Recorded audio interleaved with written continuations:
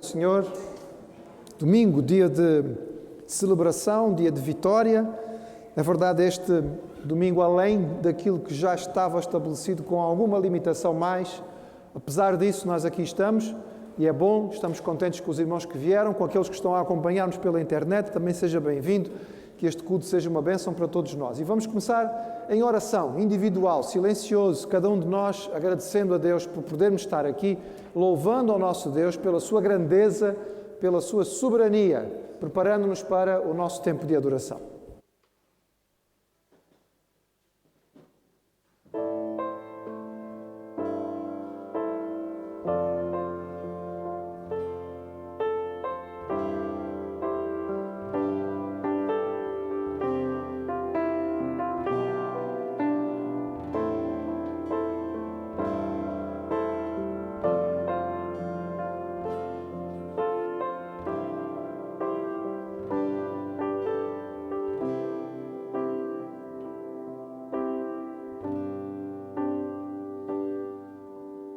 Pai, eu queria tanto ver o meu Senhor descer, vindo me encontrar.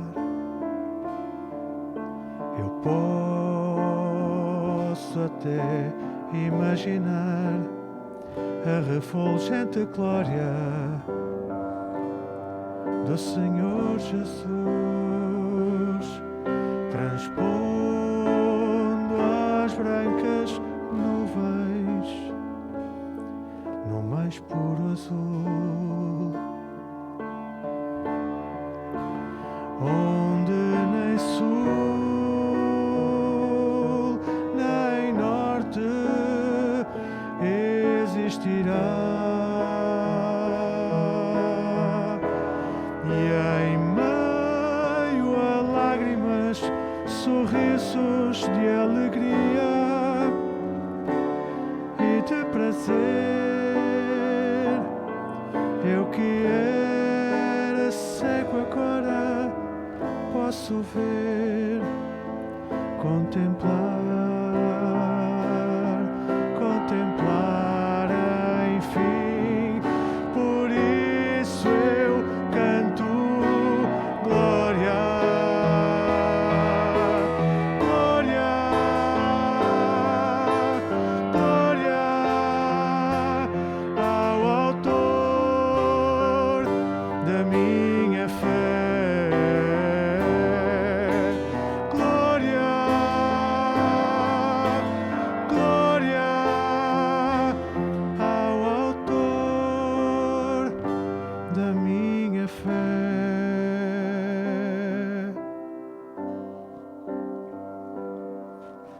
Oh Pai, eu queria tanto ouvir o som que vai abrir o encontro triunfal,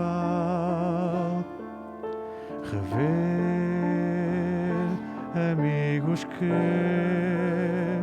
um dia em Cristo foram feitos meus irmãos, e agora sim podemos dar as mãos,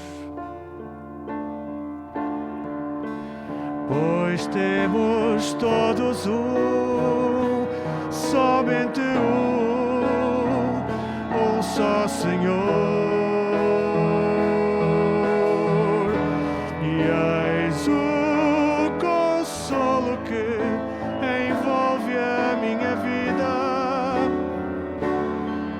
Senhor Jesus,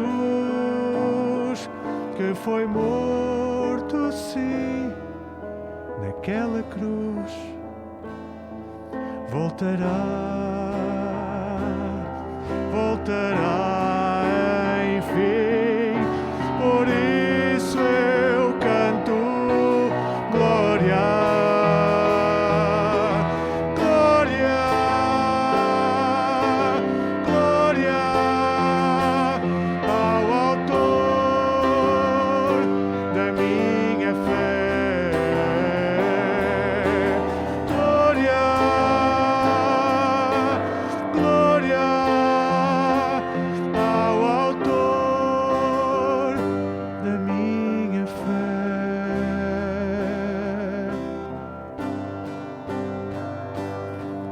Glória ao Senhor, glória ao Senhor, glória ao Senhor, autor da minha fé. Glória ao Senhor, glória ao Senhor, o autor da minha fé. Glória ao Senhor, glória ao Senhor, o autor da minha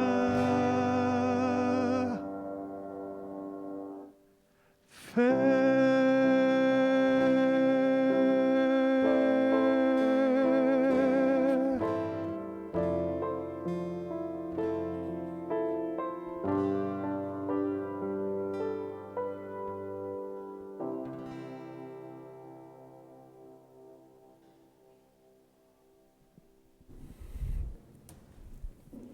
E o povo de Deus diz? Amém. Nós teremos um dia a alegria, teremos um dia o privilégio de a multidão incontável de todos os povos, raças, tribos, línguas e nações, podemos cantar glória ao Senhor, o autor da nossa fé. Enquanto nós não temos esta oportunidade lá, nós temos este privilégio aqui e podemos fazê-lo cantando e vivendo para a glória do nosso Deus, reconhecendo a sua grandeza e a sua soberania. E nós vamos ler sobre este nosso Deus, que é um Deus grandioso e único, ficando de pé e lendo a palavra do Senhor, segundo o texto que nos é dado para a leitura responsiva, e que diz assim: Pois o Senhor, vosso Deus, é o Deus dos deuses, o soberano dos soberanos, o grande Deus, poderoso e temível, que não age com parcialidade nem aceita suborno.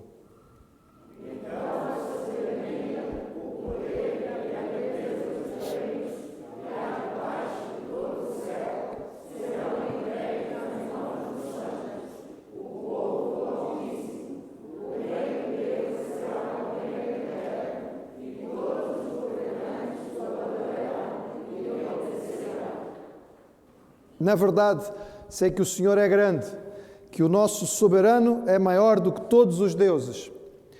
Ele é o bendito e único soberano, o Rei dos reis, Senhor dos senhores, o único que é imortal e habita em luz inacessível, a quem ninguém viu nem pode ver. A Ele sejam honra e poder para sempre. Amém. Amém. Ao Senhor, a este Deus extraordinário, é o Deus que adoramos. Nós adoramos o Deus que é todo-poderoso e que é soberano, aquele que, apesar de tudo isto, é misericordioso, o único que nos pode salvar, e a Ele nós cantamos a nossa adoração.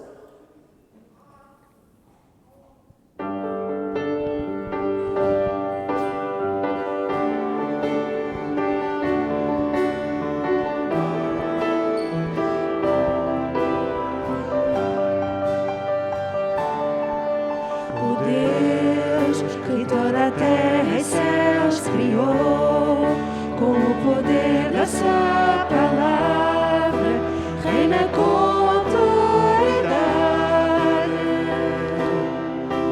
O Deus a quem os ventos obedecem, uma palavra é suficiente para os mortos levantar. Nada é como Ele, o grande eu sou.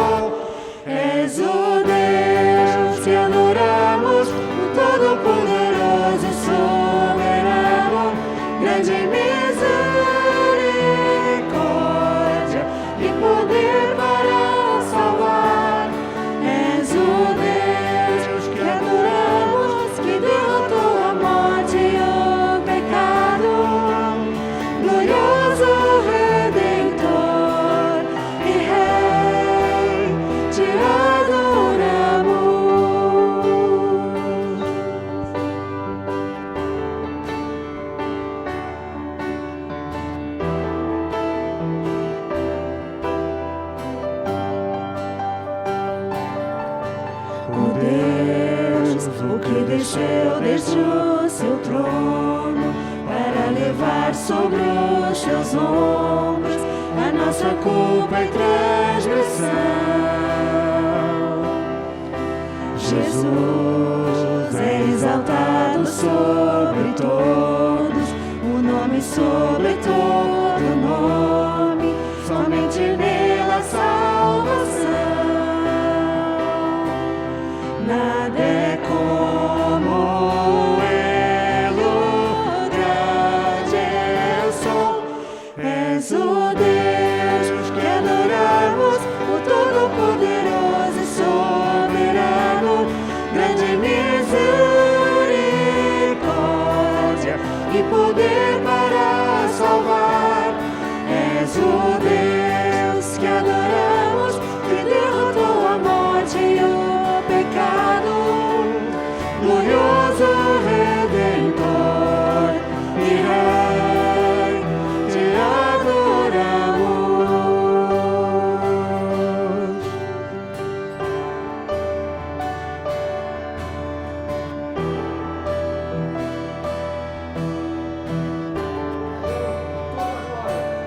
A Ele toda a glória e o poder, porque tudo é dele e para Ele.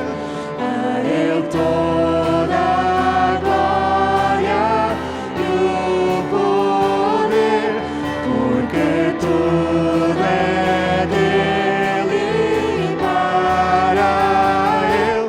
És o Deus que adoramos, o Todo-Poderoso e soberano, grande em misericórdia e poder para salvar. És o Deus que adoramos, que derrotou a morte e o pecado, glorioso Redentor e Rei, te adoramos.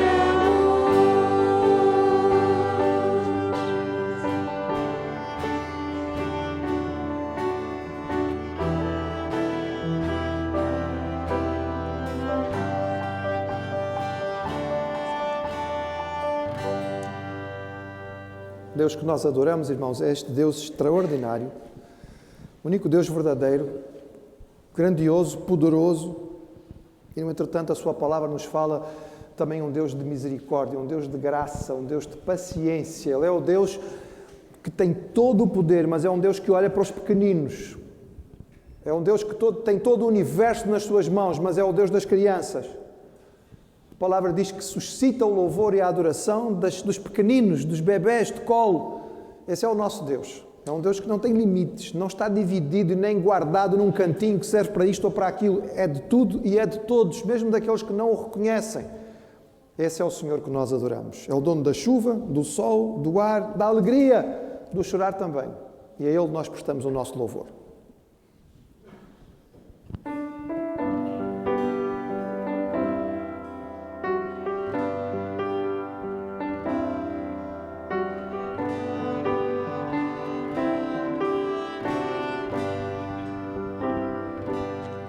Se os problemas parecem não ter solução,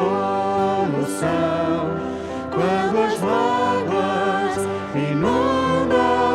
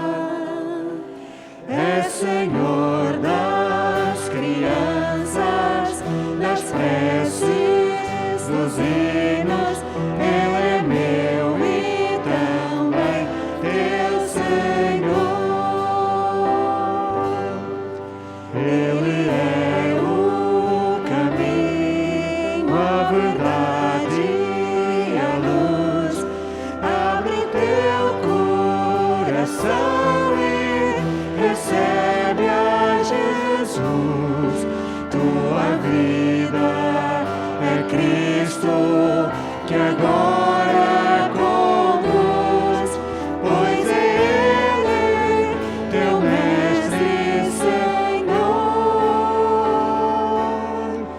Ele é dono da chuva, do sol e do ar, é Senhor da alegria, da dor, do chorar.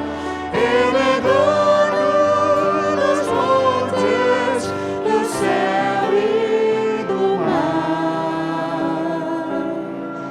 é Senhor das crianças, das preces, dos hinos. Ele é meu e também teu Senhor. Como é bom caminhar nesta luz, nesta paz. Ele vive para sempre, Ele me satisfaz. Eu sou dele, é a vida que Ele me traz. É segura, pois Ele é Senhor. Ele é dono da chuva, do sol e do ar, é Senhor da alegria, da dor, do chorar. Ele é dono dos montes, do céu e do mar, é Senhor das crianças, das preces, dos hinos. Ele é meu e também teu Senhor.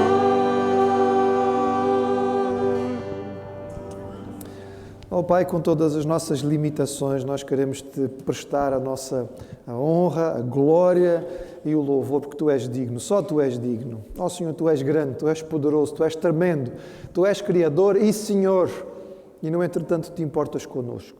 Olhas para nós, cuidas de nós, Senhor, e nós Te louvamos, nós Te adoramos por isto. Ó Senhor, ajuda-nos a alegrarmos-nos na tua soberania, a nos contentarmos na Tua grandeza e a podermos dizer ao mundo, só Ele satisfaz e satisfaz plenamente. Aceita, Pai, o nosso culto, nós Te rogamos, em nome de Jesus. Amém. Antes do irmão sentar, dê uma olhadinha à sua volta, veja quem está presente, dê um tchau pelo menos, não é? Nós podemos ir aprendendo a nos reconhecer por cima da máscara, apesar das limitações, e é bom que nós podemos chegar aqui para poder cultuar. Os irmãos podem sentar-se. São bem-vindos aqueles que estão a acompanhar-nos através da internet, que estão a seguir este culto ao vivo, que também seja uma bênção para a sua vida. Nós estamos com alguma limitação a mais, os irmãos perceberam, não é? Este foi um domingo, um fim de semana em que a deslocação para fora do concelho de residência tornou-se um pouco mais difícil, apesar disso estamos aqui. Eu não sei, não me chegou ainda informação de nenhum irmão que tenha sido proibido de chegar. Há novas orientações do Governo, foram levantadas ontem, foram explicadas ontem, passam a estar a vigor a partir do dia 4, mas não afetam os cultos. Nós continuamos a ter autorização de culto, continuamos a ter a permissão de estar aqui presentes com as limitações, com o espaçamento, fazendo as inscrições previamente, e é isso que nós pedimos aos irmãos que continuem a fazer. Lembrando que, para o próximo domingo, além de se inscrever e pedir o seu lugar, eu preciso que o irmão informe, ao se inscrever, se vai ou não participar da ceia. Domingo que vem é a ceia do Senhor. E as nossas diaconisas vão preparar, mas precisam saber quantas pessoas vão estar realmente aqui presentes e que vão participar da ceia. Mês de novembro é para nós, em Portugal, participantes da Convenção Batista Portuguesa, o mês em que nós pensamos em missões nacionais, ou seja, no trabalho feito no nosso país, nos obreiros que estão espalhados de norte a sul e pelas ilhas, procurando alcançar aquelas regiões onde o Evangelho ainda não existe. E durante este mês nós vamos trazer aos irmãos informação, porque é mais fácil nós podermos a contribuir se nós tivermos visto e se soubermos o que é que está a acontecer. Então nós hoje vamos começar. São pequenos videozinhos que nos dão alguma informação do que se está a passar. E vamos começar pelas ilhas, vamos aos Açores, ouvir aquilo que está a acontecer ali em São Jorge. São Jorge é uma ilha difícil, é um trabalho novo que está a ser feito em conjunto pelas igrejas do Faial e da Terceira, e o pastor Ismael Couto vai partilhar connosco aquilo que está a acontecer ali.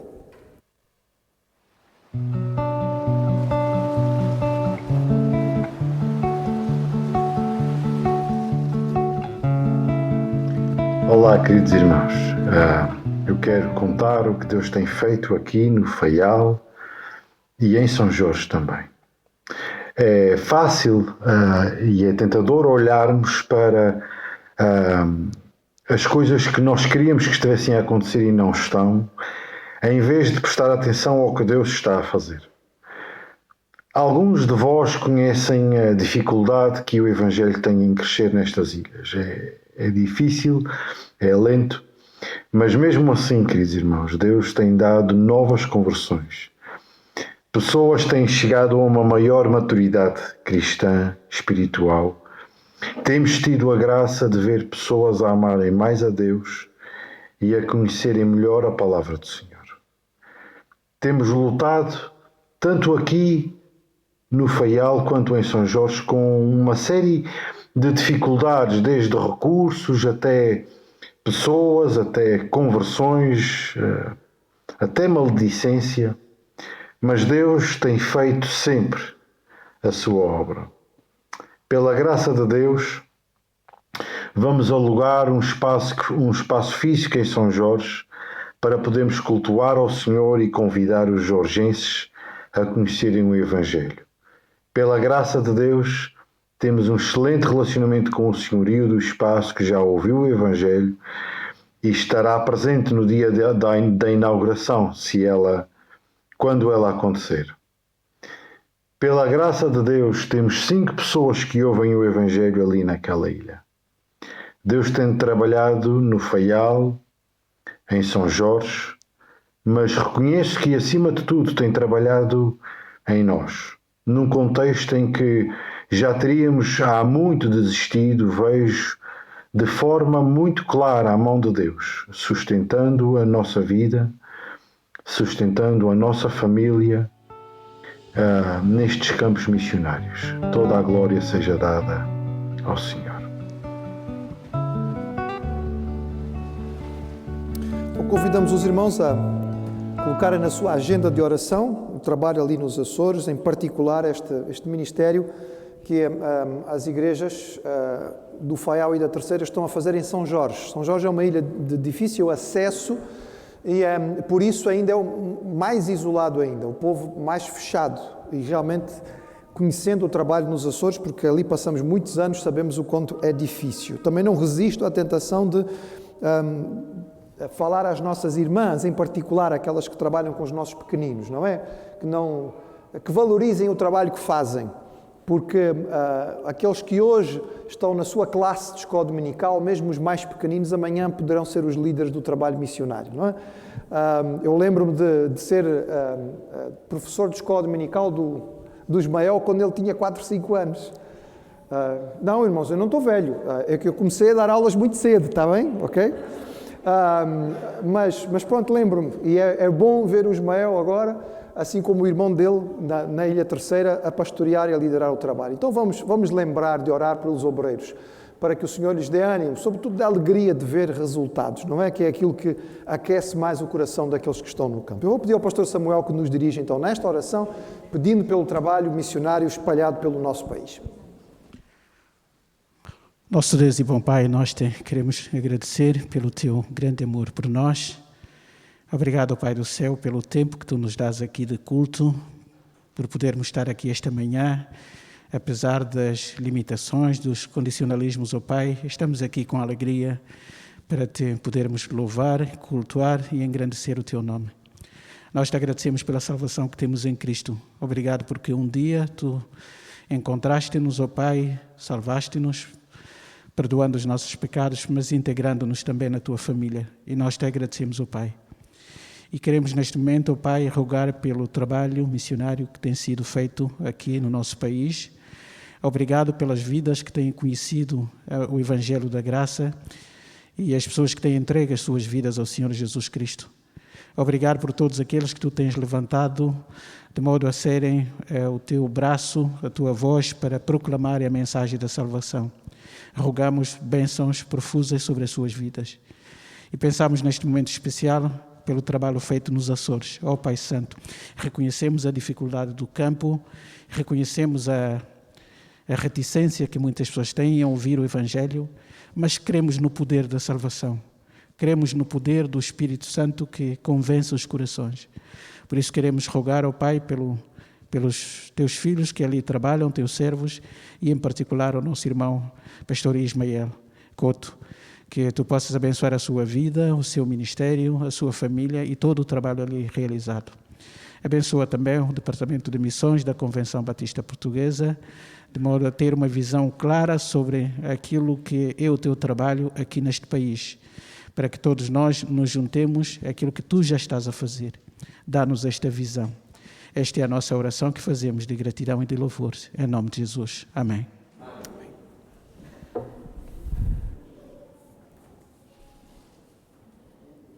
Eu imagino que os irmãos, eventualmente, uns mais do que outros, gostem de ler. As leituras podem ser feitas de várias maneiras. Antigamente, os livros eram raros e caros. Pouca gente podia ter acesso a livros. E nós estamos a falar de muito tempo atrás, irmãos. É relativamente pouco. Mesmo no tempo dos meus avós, os livros eram caros. Não era toda a gente que tinha livros em casa. Eram só os doutores, digamos, que tinham bibliotecas. As pessoas, em geral, não as tinham. Mas hoje é diferente. Antigamente, quando os livros eram poucos, quando alguém conseguia um livro, lia com cuidado.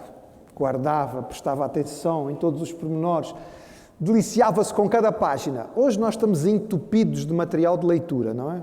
Chegamos a um ponto que já não aguentamos mais. E o que é que aconteceu é que nós passamos a fazer a leitura de forma superficial. Nós não lemos, nós passamos os olhos por cima. Ah, já leu? Sim, já li. Reparou naquela...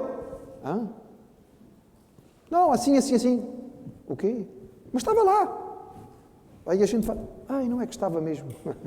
É porque nós lemos, mas não lemos. Nós passamos os olhos, mas não lemos verdadeiramente. E por isso tanta coisa nos escapa. Infelizmente, esta falha ou este hábito acabou por contaminar a leitura da Bíblia.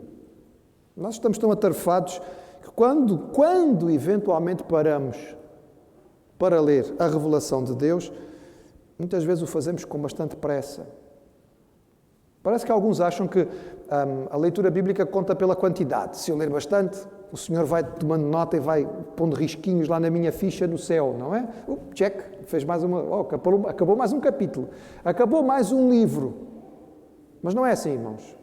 Os olhos correm pelas páginas e tantas vezes quando nós chegamos àquele texto que nós já conhecemos, esta história eu já conheço, eu já ouvi vários sermões sobre este texto, a gente pula mentalmente. Podemos até estar a ler o texto, mas a cabeça já não está ali, já não está a prestar atenção. Mas o propósito da palavra, irmãos, é mudar a nossa vida. Nós queremos que nas páginas da palavra o Senhor se revela. Ele nos diz quem é. Ele nos explica a sua vontade, o seu plano, que nos envolve a cada um de nós. Mas também Ele nos diz quem nós somos. E nos explica como é que nós podemos viver a vida de forma melhor. Mas para nós podermos entender isto, é preciso algum tempo. Por isso a Bíblia muitas vezes chama a atenção para o meditar, que não é a meditação oriental, que tenta esvaziar a cabeça, não. É encher a cabeça da palavra do Senhor, é gastar tempo com a palavra do Senhor, é poder perceber as verdades que estão ali presentes. E é tendo em conta isto, irmãos, que eu vou-vos convidar para abrir outra vez em Jonas capítulo 1. Nós já conhecemos a história, nós já sabemos o que é que acontece, nós já até tivemos 2 cultos e 2 sermões em Jonas 1. Pastor, chega, vamos para a frente, a gente já sabe tudo o que está aí. Será? E eu quero convidar os irmãos a olhar para o capítulo novamente.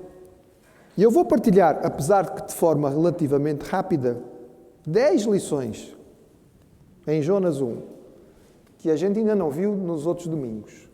Vamos ficar de pé para ler, em reverência à palavra do Senhor. E diz assim Jonas capítulo 1.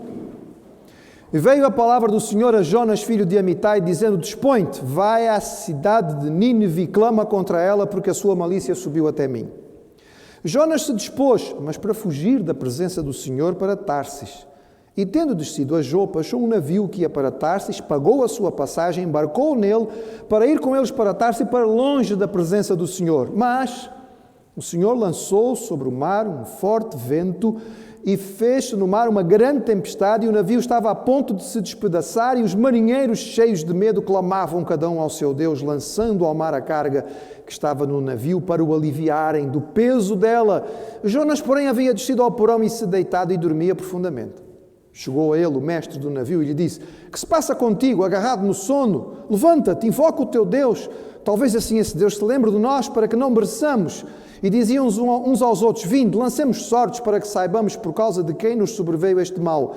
E lançaram sortes, e a sorte caiu sobre Jonas. Então lhe disseram: Declara-nos agora, por causa de que nos sobreveio este mal. Que ocupação é a tua? De onde vens? Qual é a tua terra? De que povo és tu? Então lhes respondeu: Sou hebreu, e temo ao Senhor, o Deus do céu, que fez o mar e a terra. Então os homens ficaram possuídos de grande temor e lhe disseram: Que é isto que fizeste? Pois sabiam os homens que ele fugia da presença do Senhor, porque lhe o havia declarado, e disseram-lhe: Que faremos para que o mar se nos acalme? Porém o mar se ia tornando cada vez mais tempestuoso, e respondeu-lhes: Tomai-me e lançai-me ao mar, e o mar se aquietará, porque eu sei que por minha causa sobreveio esta grande tempestade. Entretanto os homens remavam, esforçando-se para alcançar a terra, mas não podiam, porquanto o mar se ia tornando cada vez mais tempestuoso contra eles. Então clamaram ao Senhor e disseram: Senhor, rogamos-te que não mereçamos por causa da vida deste homem, e não faças cair sobre nós este sangue, quando a nós, inocente, porque tu, Senhor, fizeste como te aprouve. E levantaram a Jonas, e o lançaram ao mar, e cessou o mar da sua fúria. Temeram, pois, estes homens em extremo ao Senhor, e ofereceram sacrifícios ao Senhor, e fizeram votos. E deparou o Senhor um grande peixe, para que tragasse a Jonas, e esteve Jonas 3 dias e 3 noites no ventre do peixe. Pai, tua palavra aberta diante de nós, nós precisamos do teu Espírito para poder entendê-la, sobretudo naquilo que diz respeito à aplicação às nossas vidas. E é isso que nós te rogamos em nome de Jesus. Amém. Os irmãos podem sentar-se. Se quiser tomar nota, vá pondo aí na sua Bíblia ou num papelinho, se quiser, para depois poder meditar. E eu desafio o irmão a encontrar mais lições além das 10 que nós vamos partilhar agora, porque de certeza que há. Mas vamos lá. Lição número 1, irmão, está logo aí no versículo 2. A palavra do Senhor nos ensina algo muito importante, que é revelação. Implica ação. Revelação implica ação. Jonas era profeta e tinha alguma experiência. Ele tinha experiência com a revelação de Deus. Nós lemos no texto, a respeito dele em 1 Reis, que ele profetizara a recuperação das fronteiras de Israel. E tinha acontecido, portanto ele estava acostumado. E aqui nós percebemos uma verdade importantíssima. Deus fala, e quando Deus fala, há necessidade de a seguir o homem fazer alguma coisa. Deus não fala para encher a nossa cabeça, Deus não fala para nos tornar orgulhosos de conhecimento, Deus não fala para nos fazer mestres em teologia, Ele não fala para nos entreter. Ele fala para nós agirmos. Deus fala e é preciso que nós façamos alguma coisa. Afinal, irmãos, a relação que nós entendemos pela palavra é servo e Senhor. Quando o Senhor fala, o servo não comenta a palavra do Senhor. Senhor, realmente esta palavra tua é muito interessante. Pensando dela do ponto de vista gramatical, não, o servo não faz isso. Eu digo: Senhor, tu falas muito bem. Olha, eu gostei imenso da tua colocação. Tu realmente tens aí um dom de oratória extraordinário. O servo não diz ao Senhor: olha, eu conheço uma série de outros senhores, eles têm formas diferentes de falar. O teu meio de comunicar é muito interessante. Meu irmão, quando o Senhor fala, o servo mexe. Faz. Porque essa é que é a relação. Nós não podemos correr o risco de começar a olhar para a palavra do Senhor como algo que é interessante. Procurar, não é? Mais uma coisinha aqui ou ali que nós possamos simplesmente achar curioso. Revelação implica ação. Quando Deus se revela a nós e a sua palavra nos fala, é porque isto deve nos levar a agir. Enquanto a palavra não estiver a provocar ação e transformação em nós, ela é apenas curiosidade. Ela vai estar só enchendo a nossa cabeça. Nós ouvimos tantos sermões, tantos estudos, que às tantas, irmãos, já nada nos toca. Já não é? Já nada nos admira. Nós olhamos para a palavra e deixamos de ficar encantados, maravilhados, e deixamos de ser movidos à ação. Mas quando eu ouço a palavra do Senhor, a minha pergunta deve ser: o que é que eu faço com isso? Quando acaba um domingo e nós terminamos de participar de um culto e de ouvir uma mensagem, a nossa pergunta devia ser, e para isso, irmãos, também serve o pós-lúdio. Pós-lúdio não é só para nós enchermos espaço do culto, irmãos, não é só para, é obrigatório dentro de um programa. Não, irmãos, há uma razão para ter prelúdio e pós-lúdio. O prelúdio é para que o irmão possa aquietar o seu coração, porque vai entrar, porque às vezes a gente chega aqui com a cabeça a 1000. E o pós-lúdio é para que você tenha um bocadinho de tempo para meditar rapidamente, porque é pouco, naquilo que ouviu. E a pergunta que seria a mais importante para nós fazermos no pós-lúdio é: o que é que eu faço com isto? O que é que tu queres de mim, Senhor? O que é que estás a pedir na minha vida através da tua palavra que foi transmitida hoje? Revelação implica ação. Depois de ouvir e de algum tempo passar, a minha pergunta deve ser: e o que é que eu tenho feito com aquilo que eu recebi? Bem, no caso de Jonas, infelizmente, a revelação provocou a ação contrária daquela que devia ser, não é? O Senhor queria que ele fosse para um lado e ele foi para o outro. Bem, mas pelo menos esta lição fica muito clara e a palavra de Deus nos ensina. Ainda no versículo 2, nós aprendemos uma segunda lição, é que o Senhor considera o pecado comunitário. Diz aí no versículo 2 que o clamor de Nínive chegou à presença do Senhor. Nós já tínhamos lido algo semelhante lá em Gênesis, quando Deus falou com Abraão. Diz: o clamor de Sodoma e Gomorra se tem multiplicado e o seu pecado se tem agravado. A palavra nos fala sobre pecado como algo individual. Cada um vai dar contas de si mesmo a Deus. Cada um paga pelo seu próprio pecado, irmãos, mas também há um pecado que é cultural. Faz parte da cultura, faz parte da sociedade, faz parte do meio onde nós estamos inseridos. No caso de Sodoma e, de certo modo, dos cananitas em geral, este pecado próprio muito da cultura era a promiscuidade sexual. No caso de Nínive, a marca da cultura ninivita e assíria era a crueldade. Eles eram maus e se orgulhavam de ser maus. Eles passavam a vida a inventar novas formas de tortura para que o indivíduo não morresse rápido, mas sofresse bastante.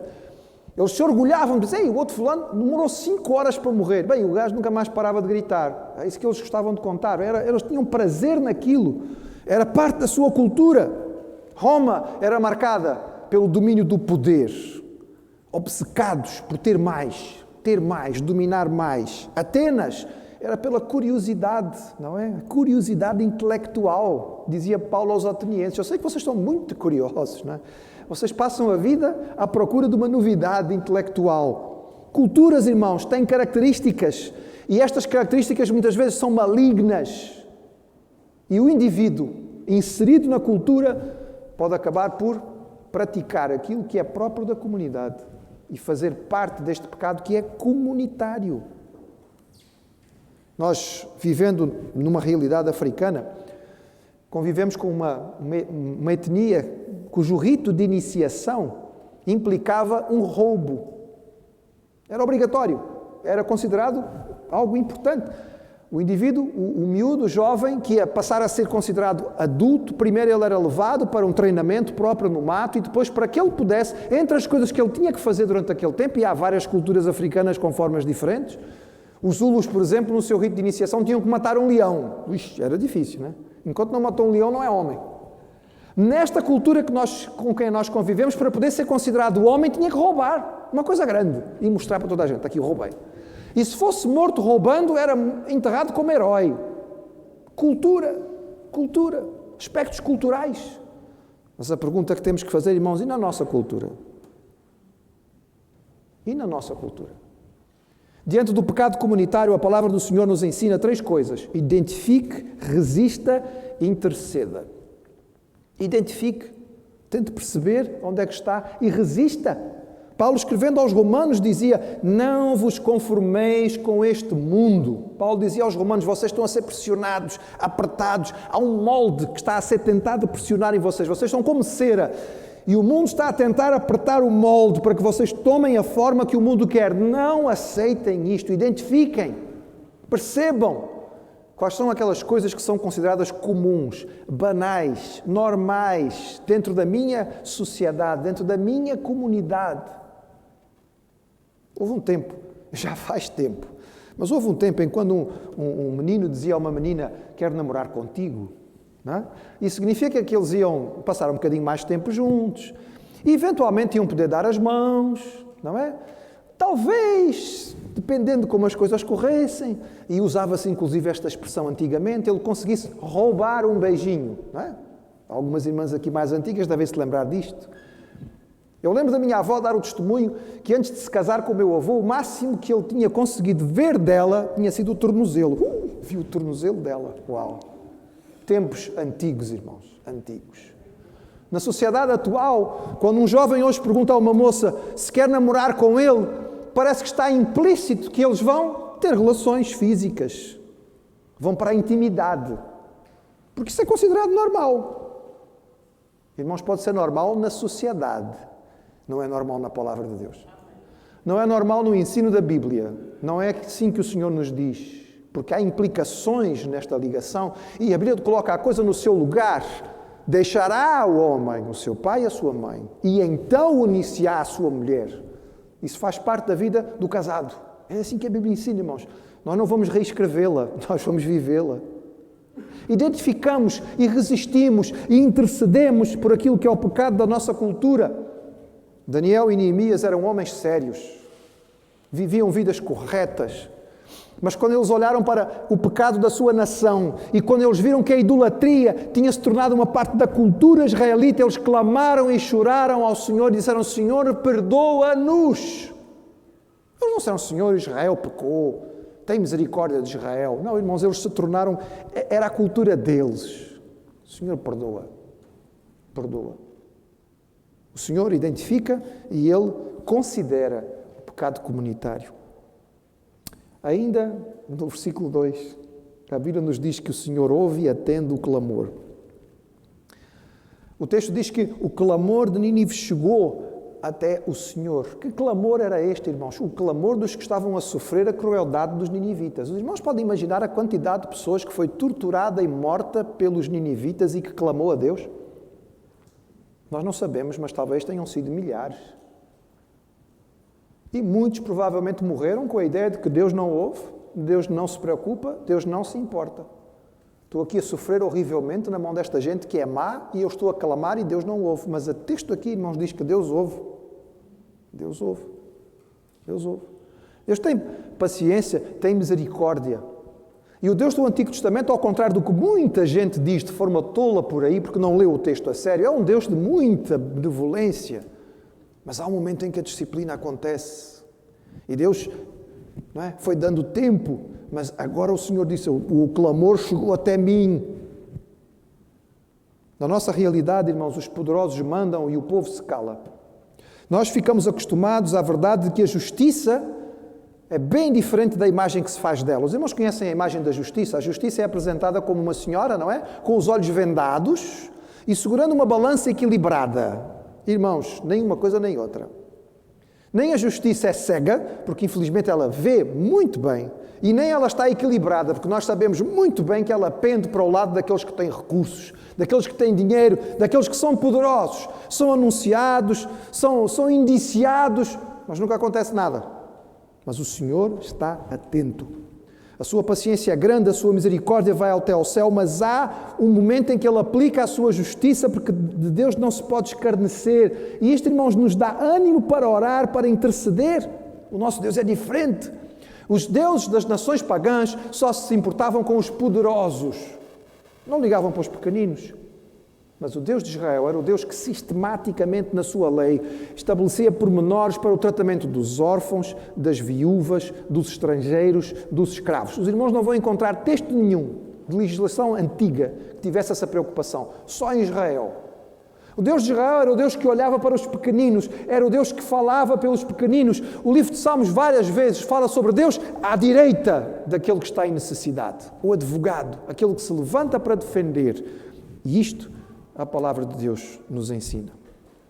Passando ao versículo 3, irmãos, nós percebemos que na vida com Deus só há dever ou deserção. Ou somos servos cumpridores, ou estamos a ser desertores. Jonas ouviu e fugiu.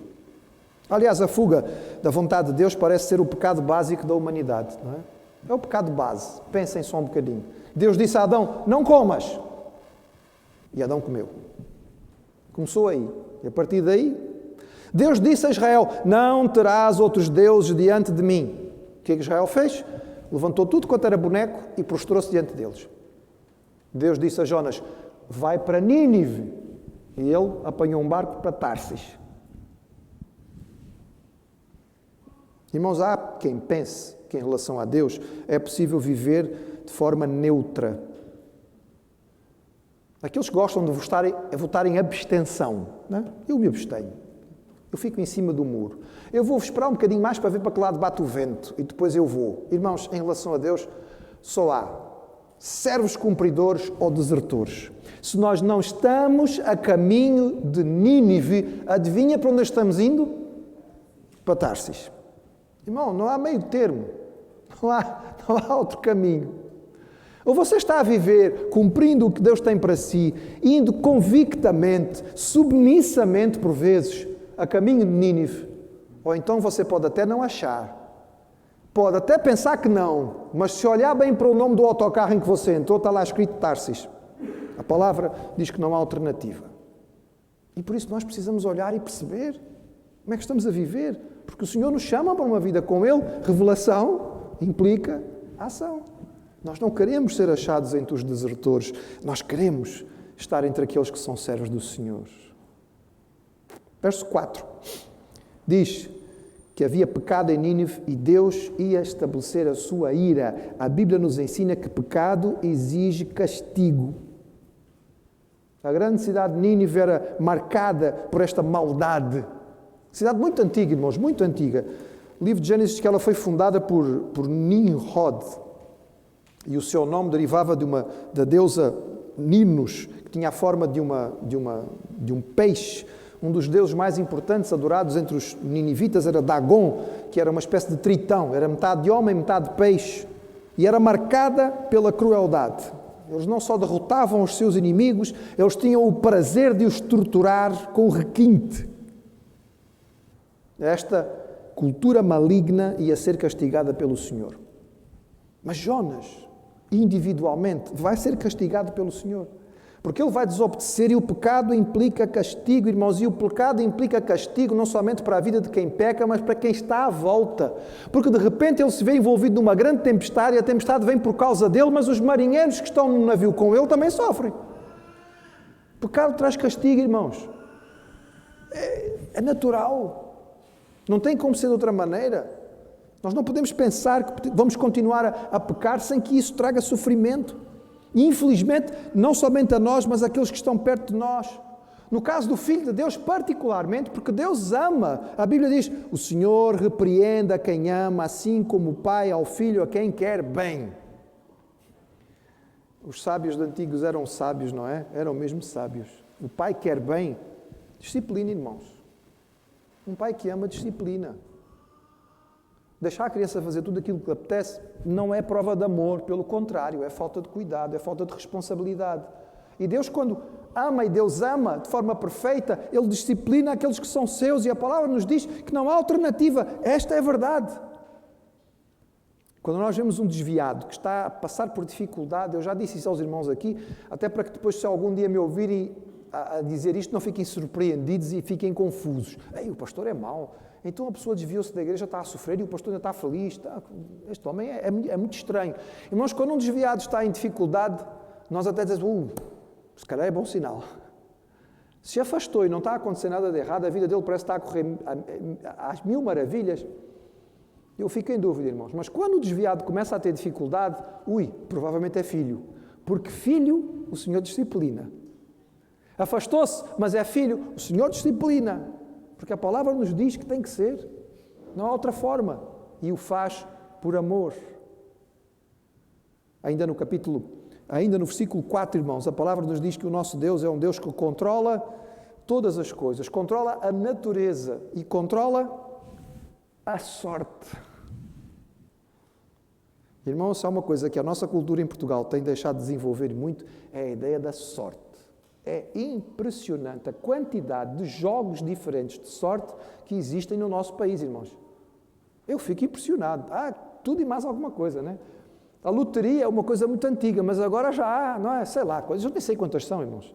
A loteria, totobola, totoloto, toto isto, toto aquilo, toto não sei do gosto. E para quem quer coisa mais rápida, a raspadinha, que é para não perder tempo. Eu quero saber o resultado já. Então vamos logo. Sorte. As pessoas vivem à busca da sorte. Irmãos, a palavra diz que Deus controla a sorte. Isso não existe. Isso não existe. É Deus que controla. Os povos da antiguidade, irmãos, dividiam a realidade em várias áreas. Não é? Havia o céu, havia o mar, havia a terra, as montanhas, os vales, e havia Deus para cada coisa. Deuses para cada coisa. Não era assim em Israel, irmãos. Como é que nós cantamos? Ele é o Deus da chuva, do céu e do ar, dos montes e do mar. E o mar, particularmente, irmãos, é interessante porque é o que aparece aqui neste texto. O mar era algo que para os israelitas era sempre considerado mau. O mar era caos, confusão. Os israelitas não eram um povo marítimo. Então tudo o que dizia respeito a mar para os israelitas era considerado confusão e medo. Eles tinham muito medo do mar. O Deus de Israel certamente não era um Deus do mar. Nas mitologias orientais, os monstros marinhos, e eles tinham um nome, Leviatã e Raab, eram os dois principais monstros marinhos. Nas mitologias orientais, os monstros marinhos estavam em guerra com Deus pela criação do mundo. Deus queria estabelecer a terra para pôr a humanidade e estes monstros marinhos queriam cobrir tudo com água. Então havia uma guerra e os deuses precisaram ganhar os monstros marinhos para tentar estabelecer a terra, mas a luta continuava. Irmãos, aqui este texto nos diz que Deus manda na terra e manda no mar. Ele mandou a tempestade e quando chegou a hora de jogar o Jonas fora do barco, Deus pegou o monstro marinho e foi lá, engola aquele ali, que aquele ali, não é? Dá uma de submarino, vai lá e engola aquele que eu preciso dele daqui a bocadinho. Mas ele tem que aprender uma lição primeiro.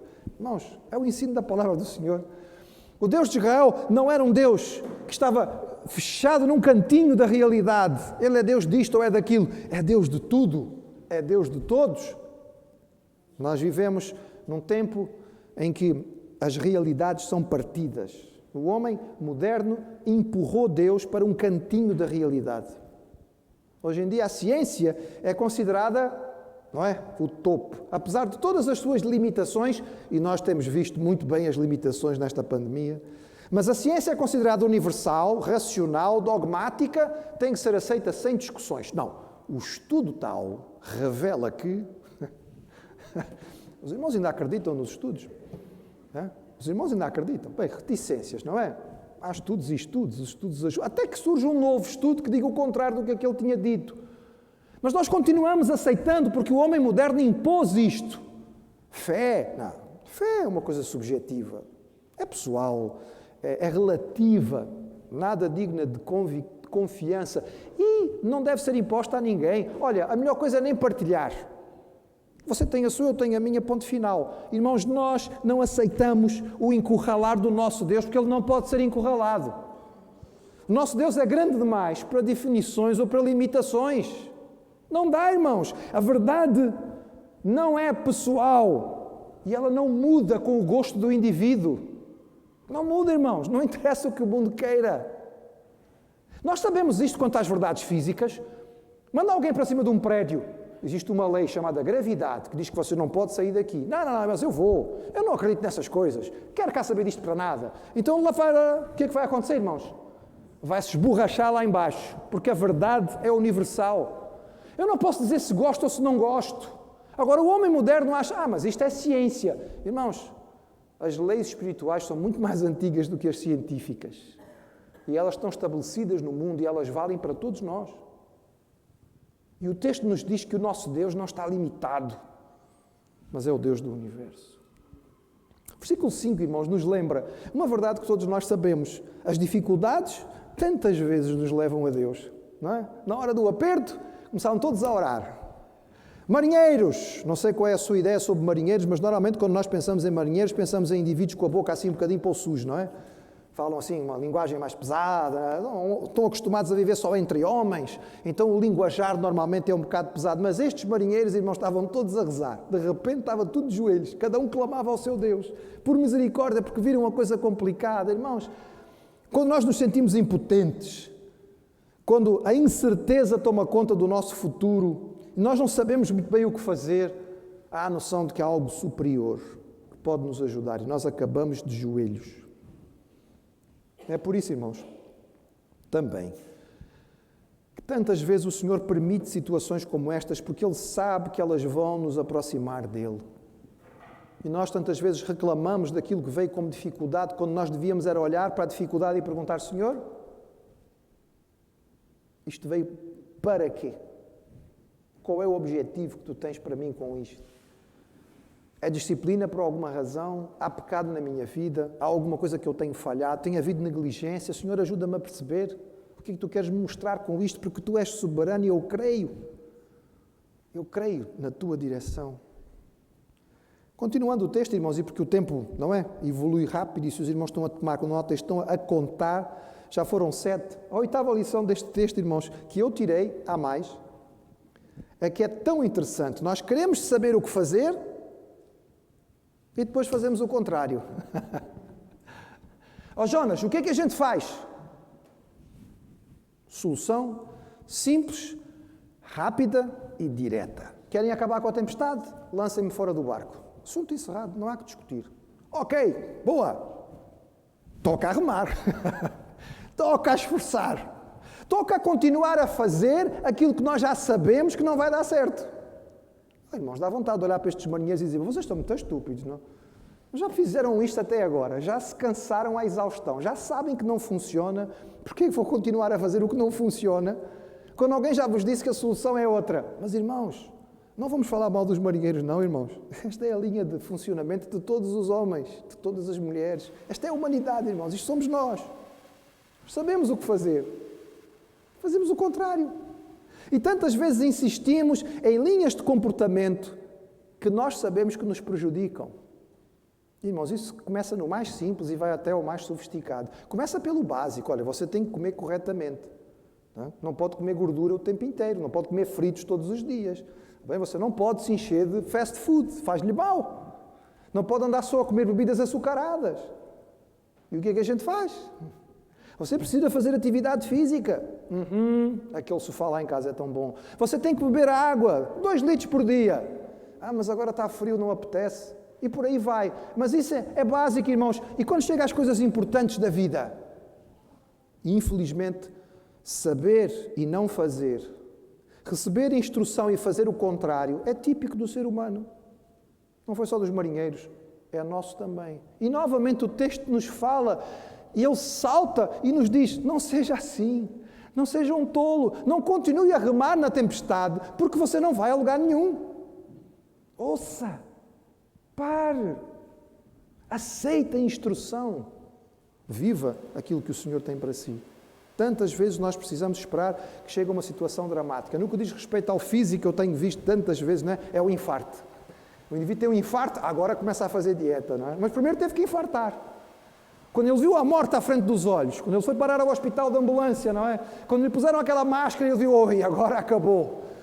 Escapei. Não, agora eu vou comer direitinho. Só saladinha, não é? Tudo muito regrado, etc. e tal. Às vezes é preciso acontecer uma coisa dessas para nos despertar. Que não seja preciso chegar a tanto. Que o Senhor nos dê a humildade de fazer com menos. 9, irmãos. O texto nos diz que o pecado de um prejudica a todos. Mas o sacrifício de um salva todos. É verdade, o Jonas trouxe problema para toda aquela gente. E por causa do seu pecado, todos foram envolvidos naquela tempestade. Mas também é verdade, irmãos, que quando o Jonas disse, lancem-me ao mar, ele está a se sacrificar, irmãos. Não acham que ele tinha uma hipótese, que ele achava que ia escapar? Eu estou numa tempestade que está ameaçando destruir o barco. Não há nem que discutir. Evidentemente que o Jonas está a dizer, ok, pronto, eu mereço a morte. Eu desobedeci, estou em pecado, Deus trouxe este castigo sobre mim, está na hora de eu morrer. Lá, pá, lancem-me. Eu vou pagar com a minha vida, mas pronto. Lancem-me ao mar, que sou eu que vou pagar sozinho. E vocês escapam. Se eu continuar no barco, morrem todos. E o sacrifício dele vai representar a salvação dos outros. Porque a verdade era esta. Enquanto ele não fosse lançado do barco, a tempestade não acalmava. E quando ele foi lançado, a tempestade acalmou.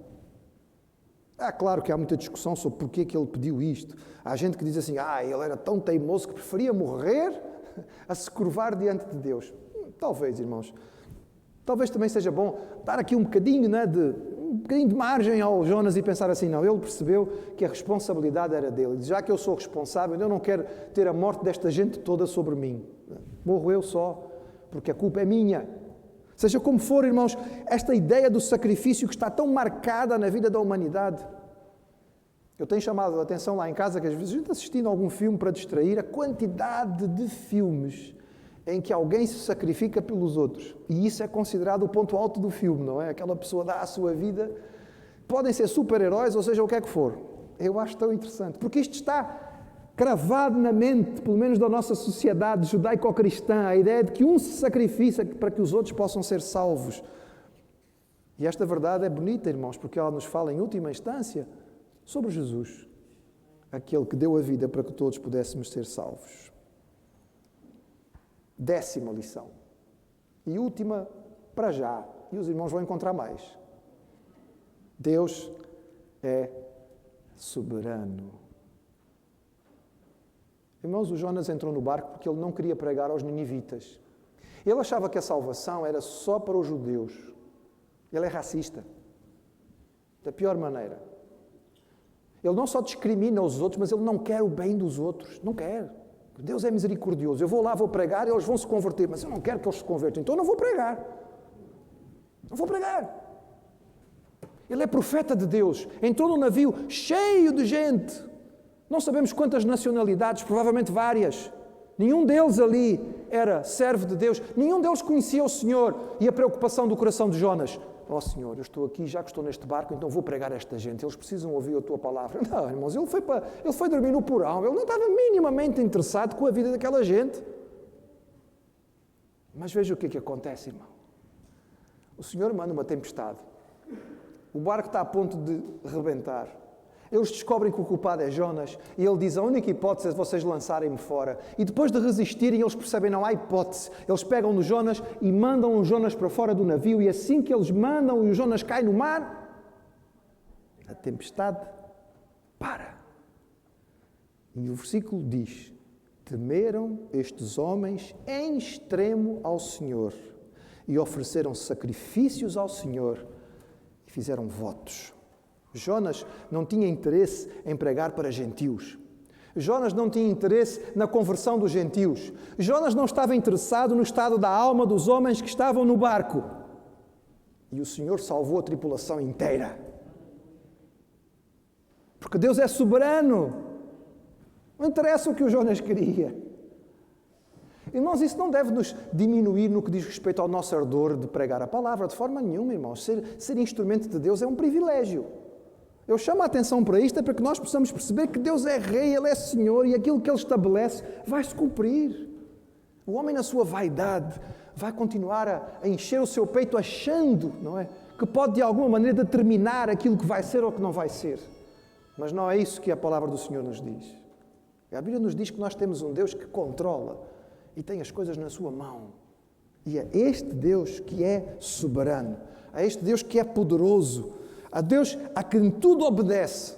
Este é o Deus que nós adoramos. E esse é o Deus que nós amamos. 10 lições em Jonas 1. E eu tenho quase a certeza que algum irmão no próximo domingo, se não for mesmo agora no fim do culto, ainda vai dizer, pastor, ainda havia mais uma aqui. Pois há, irmãos. Mas eu prometo aos irmãos na semana que vem, se nós tivermos com vida e saúde, estivermos aqui a avançar para Jonas 2, eu prometo. Mas que a sua palavra possa nos tocar. Esta revelação possa nos levar à ação. E agora, esta ação é adoração. E nós de pé vamos cantar: glorioso és, Senhor. Quem senão Deus? Põe limites à luz, põe a estrela no céu. Quem senão Deus pode salvar o homem? Ninguém. Só o Senhor.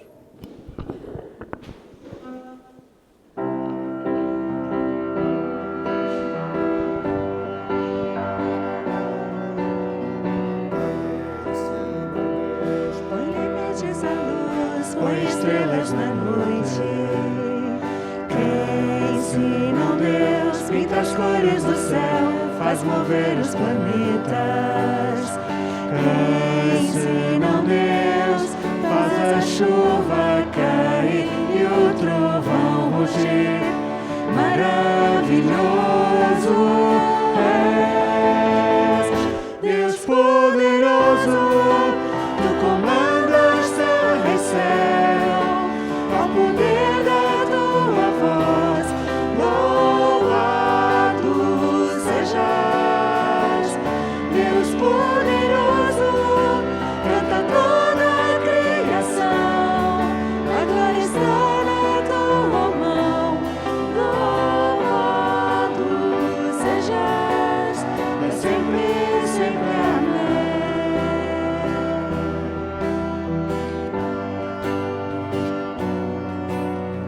Quem senão Deus pode um plano criar para o homem salvar? Quem senão Deus pode em sangue lavar, sua graça entregar? Quem senão Deus com a sua cruz pode nos salvar? Maravilhoso és, Deus poderoso, tu comandas terra e céu, ao poder da tua voz, louvado sejas. Deus poderoso, canta toda a criação, a glória está na tua mão, louvado sejas, para sempre, sempre, amém.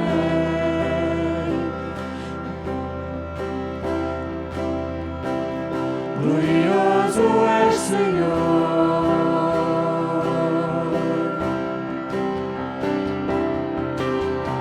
Tudo vem de ti, tudo vem em ti, ó Deus, o grande eu sou.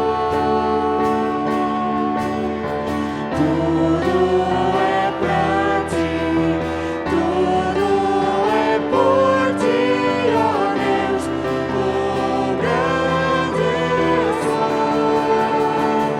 Deus poderoso, tu comandas terra e céu, ao poder da tua voz, louvado sejas.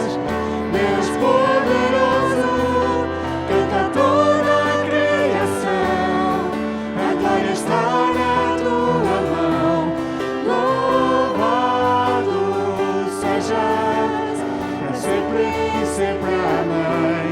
Louvado sejas, para sempre e sempre, amém.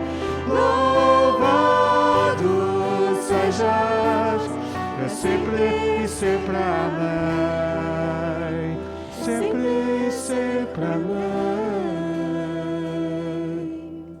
Amém? Deus glorioso é o Deus que nós adoramos.